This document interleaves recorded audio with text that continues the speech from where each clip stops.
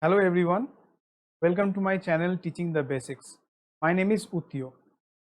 If you are new to my channel, please subscribe and hit the bell icon so that whenever I post a new video, you get notified. So let's get started.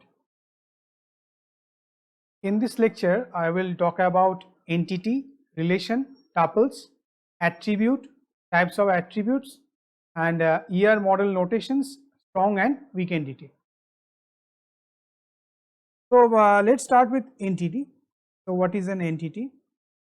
An entity is a thing or an object in the real world that is distinguishable from other objects. So I will elaborate on this with the help of a diagram, but let's see. Then the next point is it has a set of properties and values for those properties with which they can be uniquely identified. So let's elaborate these 2 points of entity with the help of this diagram or this image. So an entity is a thing or an object. Okay, so we can see that in these both 2 different images, we can see apples.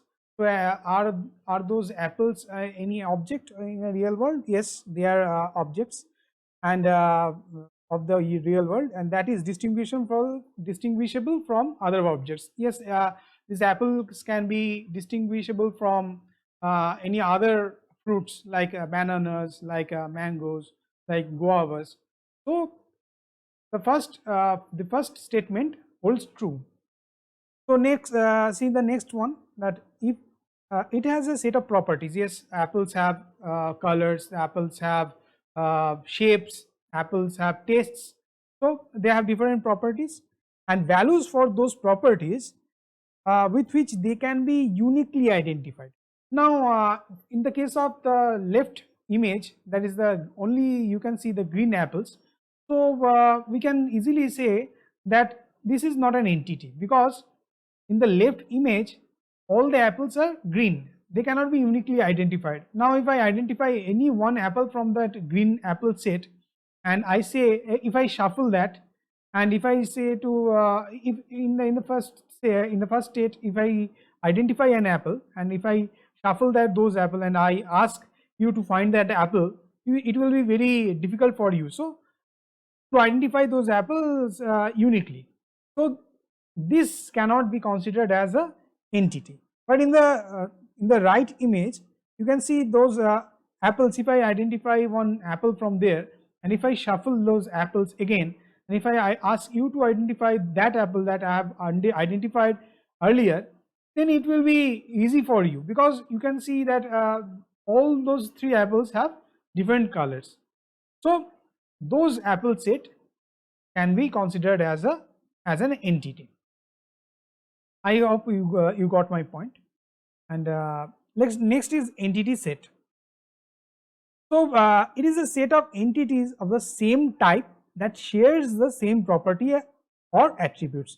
So again, if I say that this in the right hand side, the apples image, you can see those apples can be considered as an entity set, because they share the same properties like colors, shape, okay, size, and other attributes or properties.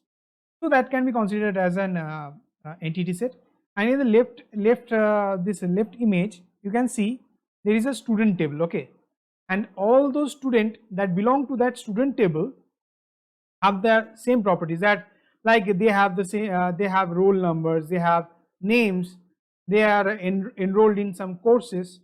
So that is, so this student table is an entity set, and all those rows that you can see in that table are entities itself, okay, and they all can be uniquely identified, as I was discussing in the previous topic. So you can identify each and every row of that student table uniquely, okay. So there is another point in entity set, that is an entity set do not need to be disjoint. Okay, so what do I actually mean by this? So let's elaborate this with an example. It is possible to define the entity set of all people in an university. Okay, so it is possible. Like let's suppose that we identify that entity set with a person thing. We can call them a person. A person entity may be a teacher entity, can be a student entity itself, can be both teacher and student, or neither. I am talking about this person entity set as some other staffs of the university. Okay, so I think I made myself very clear in this point. Okay, you can go through the example again. You can understand then. So let's move on with the next slide. So these are the symbols that you need to remember while studying the entity relationship diagram. So you can pause the video and you can remember, or you can write it down in your copy, because I am going to use these symbols in my next slides. So let's move on. So the first one is relationship. Okay, so let's see this definition. It is an association between two or more entities of same or different entity set. Okay, so what do I actually mean by this? So let's elaborate with the help of some images. So these are three different structures of a relationship. First one is a unary relationship set. The next one is the binary relationship set, and the third one is the ternary relationship set. But there are many other relationship structures available in DBMS. So let's elaborate with the help of the images. So what do I actually say? I say that it is an association between two or more entities. Okay, so a person is an entity who is married to another person. Now a man is married to a woman. Both of them are person. So the first thing is that the unary structure holds true, and that diamond shape is the relationship. Okay. Now the next one is the student, and there is a course. There is a entity set called student, and there is a entity set called course, and they are related as a student is enrolled in some course, or a group of students is enrolled in some courses provided by an university. Okay, so this is the binary relationship I am talking about. And the next one is employee, department, and location. All are the entity sets, and the relation is the works in. The employee works in an department, the employee works in an location, and the location is in some a department is in some location. Okay, so all these are related or connected, and we can find a relationship between all these three entities. Okay, so this is the job of a relationship, to find a relation between the entities of the same or different kind. So the next one is the types of relationship. The first, this unary, binary, and ternary, those are structures. Okay, those are not types of relationship. So there are basically three types of relationship. The first one is one-to-one relationship. So what do I mean by one-to-one relationship? A one-to-one relationship lies between a husband and a wife. A husband has a single wife, and wife has a single husband. Okay, so there is a one-to-one relationship between a husband and a wife. Now next comes the one-to-many relationship. So a mother can have multiple children, and multiple children can have a single mother.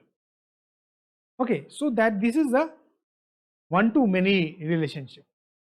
Then the last one is the many-to-many relationship.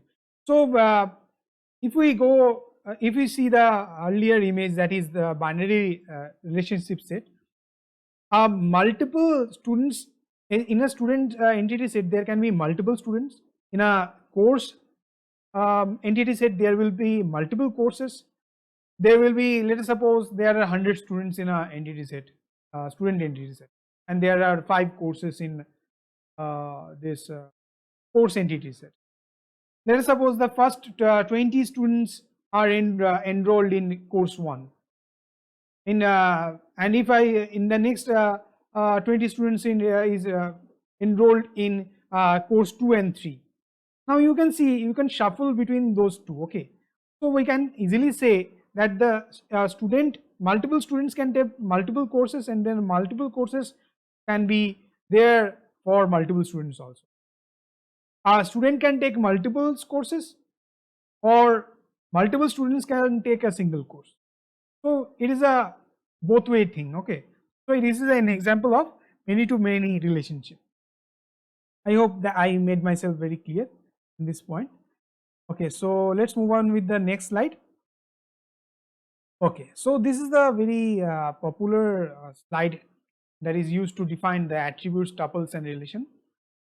So let us suppose this is a student table, and a student, if you are enrolled in some organization, you were enrolled in some educational institute, then you know these things, that a student can have a student ID, a student name, a student age, a student class, and student section. All of these things, all of these properties can be considered in a student table. Okay, we are considering, let us suppose that we are considering these properties. So these properties that we see, they are called attributes. Attributes are nothing but the properties of a table, that is a student table.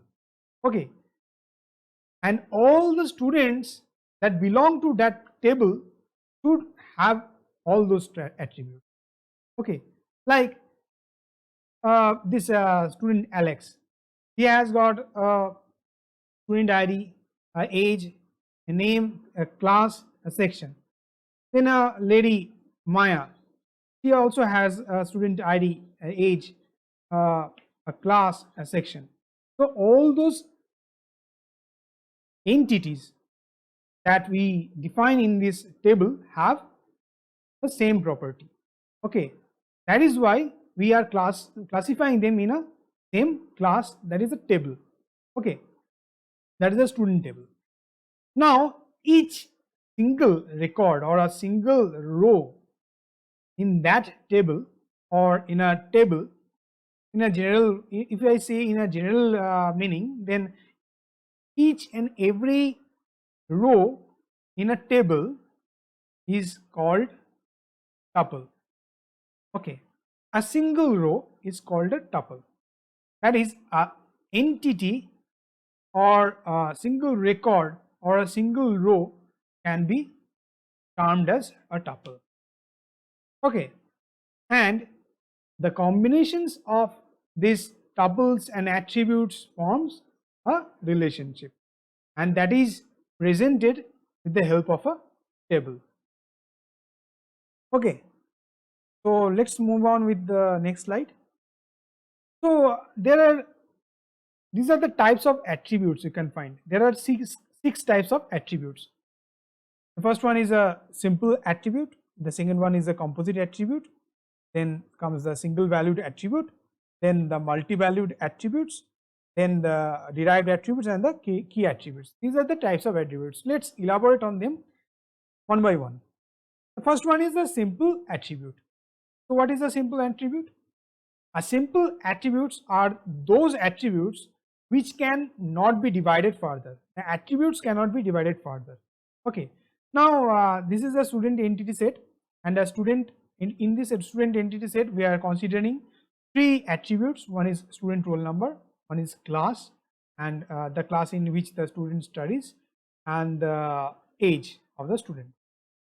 Now here all the attributes are simple attributes. Why? As they cannot be divided further. You cannot divide a roll number, you cannot divide a class, you can divide a age. Now you may say that there can be different sections, but if we say there is a different section, then that will come under another attribute. We are enforcing another attribute, okay, but not subdividing the class in a section. Okay, that will be considered as a different attribute. So the next one is the composite attribute. A composite attribute are those attributes which are composed of many other simple attributes. Okay, so in this diagram it is very clear that address can be further subdivided or decomposed into streets, city, country, state. Okay, so this is the composite attribute. So address is the composite attribute. Again, in the name is a composite attribute because we can decompose the name into a first name, a middle name, and a last name. That is written here. Okay, here's the attribute name and addresses are composite attributes as they are composed of many other simple attributes. Okay. Next comes single valued attributes. A single valued attributes are those attributes which can take only one value for a given entity from an entity set. So what do I actually mean by this? A student has a single roll number, has a single age, a student can have only one date of birth, and a student can have only one gender. So these are the single valued attributes. A student cannot have multiple roll numbers or age, date of birth or gender. Okay, and here all the attributes are single valued attributes as they cannot take they can take only one specific value for each entity. Each single student can have only one roll number, only one age, only one date of birth, and only one gender. So this is single valued attribute. So what is multi-valued attribute?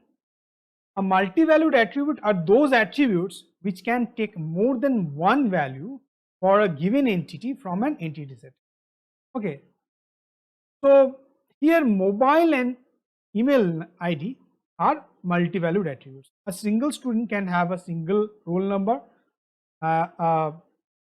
he or she has got a age, but the person we are considering can have multiple mobile numbers, can have multiple email IDs. So those things like mobile number or email ID is actually considered as a multi-valued attribute.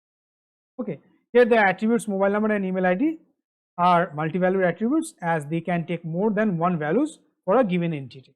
Okay, so the next one is a derived attribute. A derived attribute are those attributes which can be derived from other attributes like age. Okay, with the help of date of birth and the current date, we can easily calculate any student's age.